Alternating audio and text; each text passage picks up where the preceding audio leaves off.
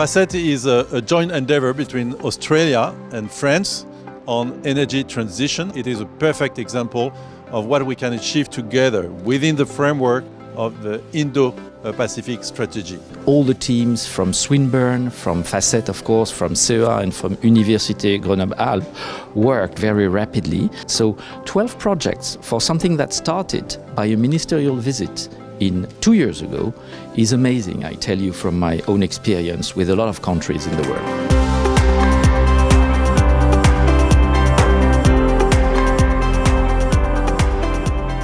What is most impressive is just how much people have thrown themselves into the opportunity to really have an impact.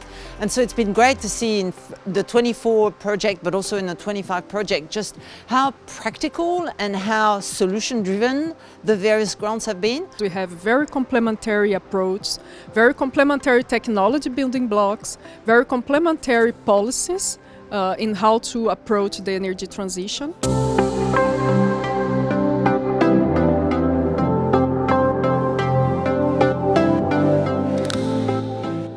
What I really want FACET to achieve is high impact outputs.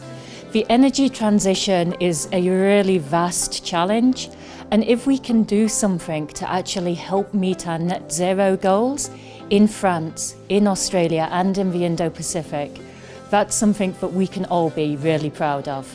Again, this framework that FACET provides for deep collaborative approaches to some of the most challenging technical challenges that we have in energy transition, whether it's policy, whether it's technology, whether it's services, manufacturing, critical minerals.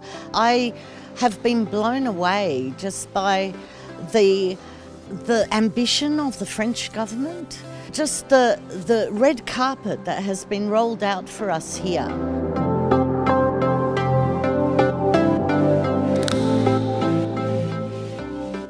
The Grenoble ecosystem is a world-renowned ecosystem in terms of innovation because it is very dense and of a high density in terms of science, in terms of technology, in terms of innovation, and it is the deep tech capital of France.